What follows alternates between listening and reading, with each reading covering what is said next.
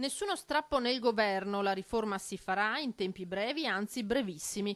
Il premier Giuseppe Conte getta nuova acqua sul fuoco e garantisce che l'autonomia sarà presto realtà. Ma tra Lega e 5 Stelle la tensione rimane palpabile e la rabbia per lo stop imposto dai grillini non si placa. Rabbia, guardi, ma sicuramente sì, però non c'è rassegnazione finché ci sono io. Qui si parla di autonomia, non esiste che non si rispettano i veneti, non esiste che si viene meno la parola data, visto e considerato che 2.328.000 veneti hanno celebrato un referendum, ci sono andati e quindi è giusto che arrivi la risposta. Punto e basta, non ho altro da aggiungere. Presidente del Veneto che si attendeva dopo la firma del contratto di governo un iter più spedito per l'autonomia, caposaldo del programma leghista. Sinceramente tutti ci aspettavamo una velocità un po' più diversa, però è pur vero che adesso lo devono portare a casa. Se questo governo non porta avanti l'autonomia vuol dire che tutti abbiamo perso e arriverà qualcun altro che poi la porta avanti, ma io tifo perché sia questo governo, il nostro governo, a fare l'autonomia. Il premier Conte è tornato a mettere l'accento sull'interesse generale da salvaguardare da nord a sud. È un'opportunità che vogliamo offrire alle regioni che lo richiedono, a tutte le regioni,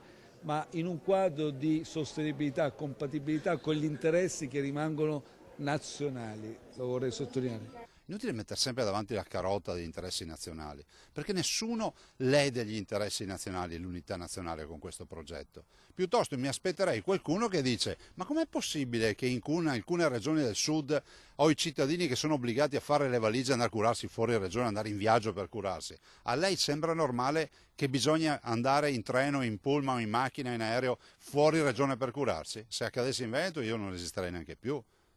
Le sembra normale che i ragazzi del sud abbiano meno possibilità di formarsi nelle scuole rispetto ad altri ragazzi? Che cos'è? Colpa di chi va bene? Se mal comune è mezzo gaudio, io mi chiamo fuori da sta roba. Allora, fatto salvo che l'interesse nazionale è rispettato, dateci l'autonomia.